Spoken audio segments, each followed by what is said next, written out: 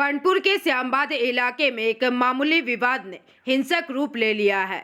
जानकारी के मुताबिक दोपहर के समय हुए एक मामूली विवाद के बाद बानपुर के श्यामबाद इलाके में हिंसक घटना सामने आई है। आरोप है कि लाठी डंडे और कुदाल लेकर कुछ लोगों ने एक स्थानीय क्लब पर हमला कर दिया। इतना ही नहीं, क्लब के पास स्थित एक घर को भी निशाना बनाया गया, जहां घर के सदस्यों के साथ मारपीट की गई। घटना के बारे में बताया जा रहा है कि दोपहर में एक महिला अपने बच्चे के साथ टोटो से जा रही थी। इसी दौरान टोटो के रास्ते में एक व्यक्ति पर पानी छिड़क गया, जिसे लेकर टोटो चालक और उस व्यक्ति के बीच विवाद हो गया। आरोप है कि विवाद के दौरान टोटो में बैठी महिला पर भी हमला किया गया, जिसमें उसका बच्चा घायल हो गया। एवं इस घटना के बाद महिला के परिचित लोगों ने कथित तौर पर करीब 100 से 150 लोगों को इकट्ठा कर लिया और श्यामबाद इलाके में स्थित एक क्लब और उसके पास मौजूद एक घर पर हमला बोल दिया।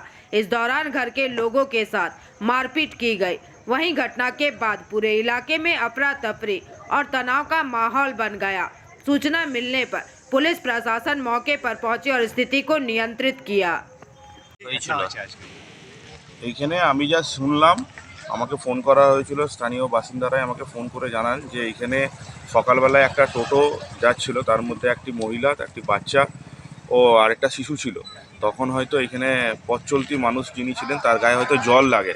সেই জল লাগার কারণে তারা ওকে গালিগালাজ করে এবং উভয় পক্ষে মারপিট হয়। সে মহিলাটার কোলে যে বাচ্চা ছিল তিনিও নাকি পড়ে যায় এবং উনিও ইনজিওর্ড হয়। সেটা নিয়ে পরে এখন ওদের গ্রামের যারা রয়েছে, গ্রামের লোকরা সবাইকে ডেকে পড়ে মোটামুটি 150 থেকে 200 লোকজন লাঠি, ঝাঁটা, তারপরে শাবল, এইসব অনেক রডের লাঠি ফাটি নিয়ে এসে পরে এইখানকার স্থানীয় বাসীদেরকে ওরা আক্রমণ করতে যায় এবং তখন প্রশাসনকে খবর দেয়। প্রশাসন আসেন এবং ওনাদেরকে বলে যে আমাদের আস্থা দেন যে আমাদের কাছে বিকেলবেলায় আসুন, আমরা এটা মীমাংসা করব। এবং তখন আমিও ছিলাম, আমিও বলি ওনাদেরকে আপনারা সন্ধ্যেবেলায় 8টার সময় আসুন। তো ওরা সন্ধ্যেবেলায় যখন ডাকা হয়েছিল 8টার সময়, থানায় আমরা সবাই মিলেই ওয়েট করছিলাম, বাট ওরা প্রশাসনের কাছে না এসে ওনারা আবার এই জায়গাতেই যাত্রী ক্লাব সামান যেটা আছে এখানে এসে পরে আবার ওরা যে বাড়ি আছে সে বাড়িতে হামলা করতে শুরু করে দেয় এবং ওদের যে বাড়ির লোকজন আছে ওদেরকে মারধর করতে শুরু করে এবং সামনে একটা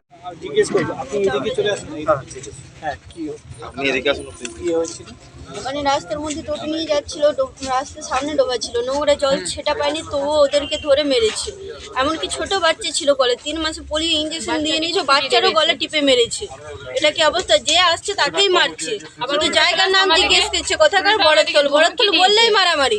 আমাদের তো স্কুলের মেয়ে, সমস্ত কিছু রাস্তা আমাদের এই দিয়ে।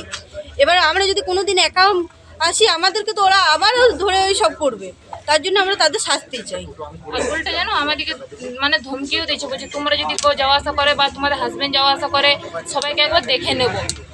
হ্যাঁ, এর সাথে আমরা চাই। এটা যখন হয় তখন পুলিশও সামনে ছিল, পুলিশও কিছু রিঅ্যাকশন নেয়নি, এমনকি ইট দিয়ে মাথায় মেরেছে।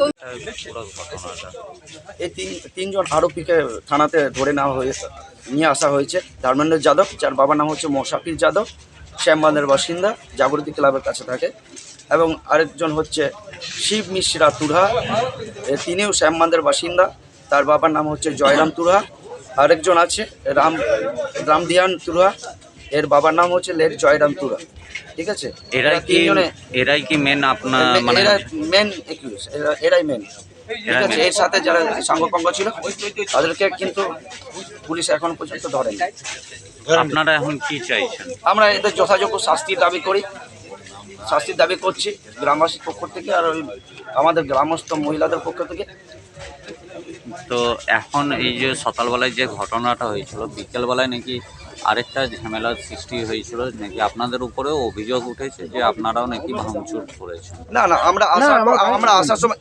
আমরা আসার সময় সবকে গুটিয়ে নিয়ে এসেছি। দেখুন, আজকের ঘটনাটা খুব নিন্দনীয় ঘটনা। এটা বানপুরের যে আমাদের যে একটা নিজেদের মধ্যে ভাইচারা আছে, সেই ভাইচারা ভাতৃত্বটাকে একটা গরিমাটাকে কালিমা লিপ্ত করেছে কিছু যুবক, কিছু ভাইরা।